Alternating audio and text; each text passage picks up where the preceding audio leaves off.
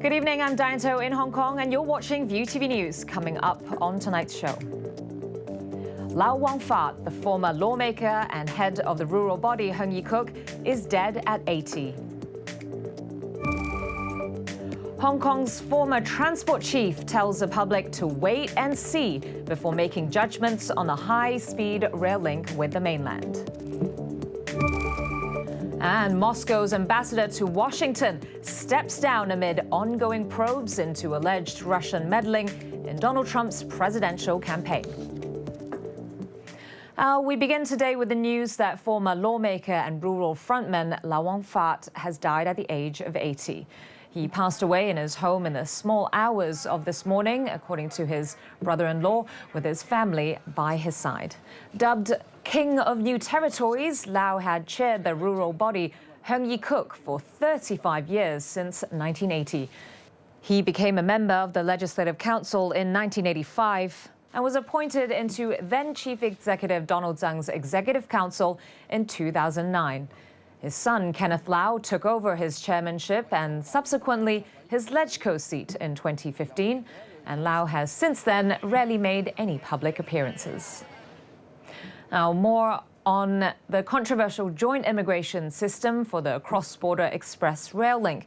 Former Transport Secretary Anthony Cheung says it is too much inference to say that mainland authorities may take advantage of the arrangement to enforce national laws across the border. His remarks come after some have speculated that mainland officers could exercise full power in the mainland's arrival and departure halls at the rail link's West Kowloon terminus, instead of just performing the usual customs, immigration and quarantine procedures.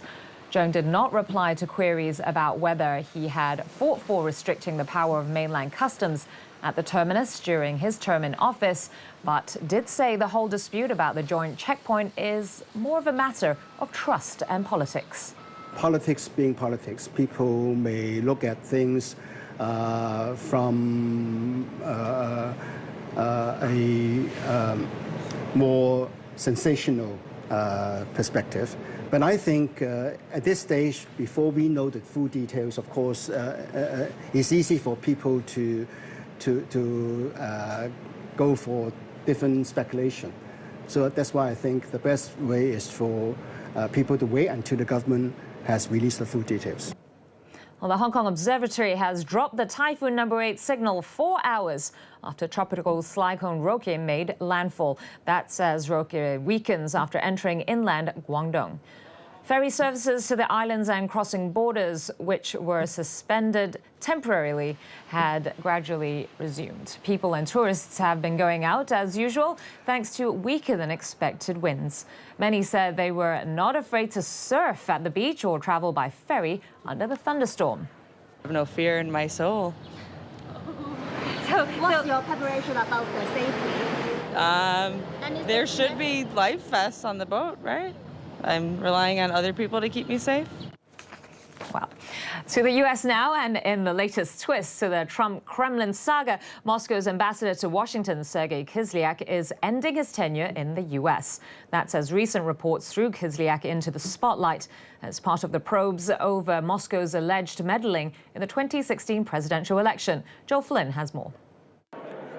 Moscow's controversial ambassador to America stepping down as of Sunday and heading back to Russia. Sergei Kislyak is a central player in the ongoing U.S. investigations into Moscow's alleged interference with the 2016 election. His name has come up linked to several associates of Donald Trump as special counsel and congressional panels look into possible Russian ties with the president's election campaign. On Friday, the Washington Post reported that U.S. spy agencies intercepted Kislyak talking to his bosses apparently saying he and Attorney General Jeff Sessions had talked about the presidential race during the campaign, including the prospects for US-Russia relations in a Trump administration. Sessions has denied discussing campaign issues with Russian officials, and he isn't the first member of Team Trump under scrutiny over Kislyak.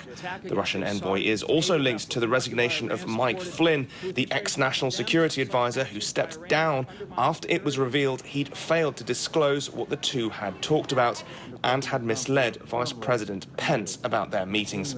Russia's deputy foreign minister is nominated to take Kislyak's place in Washington. Meanwhile, Republicans and Democrats in Congress have reached a deal to levy fresh sanctions against Russia, with the aim of punishing Russia for election meddling and its aggressive moves in Syria and Ukraine. The bill would also handcuff the ability of President Trump to ease or lift any of the penalties. Many lawmakers are hoping it will send a message to Trump to keep a strong line against Russia. The House is set to vote on Tuesday on the revised package of bills, which also covers Iran and North Korea in a bid to hold them, quote, accountable for their dangerous actions. But Trump has continued to stir up more suspicion and controversy after tweeting yesterday that, quote, the U.S. president has the complete power to pardon. His remark has left the world speculating about his concerns over the ongoing probes into links between Team Trump and Russia ahead of his son-in-law and senior advisor Jared Kushner's grilling by the U.S. Congress. The Senate Intelligence Committee will question Kushner tomorrow in a closed-door inquiry, while the House Intelligence Committee is set to interview him on Tuesday. Material believed to be melted nuclear fuel a meter thick has been found by a team investigating the damaged nuclear reactor at Fukushima in Japan. The latest in a series of recordings by a robot used to swim inside the reactor showed, quote, solidified lava-like rocks and lumps, the team said. The three-day probe has been looking at a structure called the pedestal, which sits underneath the core inside the primary containment vessel at the No. 3 reactor. Locating and assessing the debris and damage is crucial for decommissioning the plant after the 2011 earthquake and tsunami caused multiple meltdowns. Dozens of Palestinians, including members of the Hamas militant group, have been arrested by the Israeli army following a fatal stabbing attack on a family at the West Bank Jewish settlement of Neve Tzuf. Neve Tzuf residents have vowed to stay put despite the tragedy, where 3 people from the same family were stabbed to death by a Palestinian on Friday night. 1 other person was wounded. The incident is the latest in a spate of violence that has rocked the Middle East in the wake of contentious security measures brought in by Israel at holy sites in Jerusalem. A Palestinian man was killed on Saturday in clashes with Israeli security forces in the West Bank, while 3 other Palestinians were killed on Friday. It was terrifying. I knew that I was in the house with my mother. It was terrifying. We knew that my husband and my son were out there. We did not know what terrorists were going on. It took a while, obviously, till the police came. Our house is very secure, but of course, we've all undergone things in the past. I was shot in an incident 13 years ago. I don't remember how many longer. My husband was shot in a separate incident. My house has been broken into on occasion. It's a frightening situation, but we're not going anywhere. We're going to be here. Now, there's no end in sight to the protests against President Nicolas Maduro in Venezuela.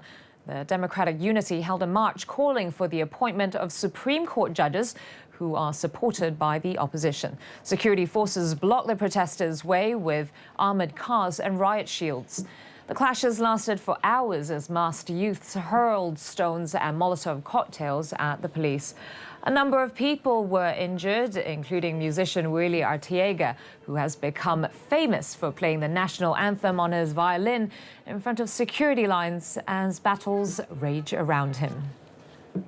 All right, time now for a short break, but don't go anywhere because when we come back, we'll be looking at a bikini contest in China where there's more than meets the eye.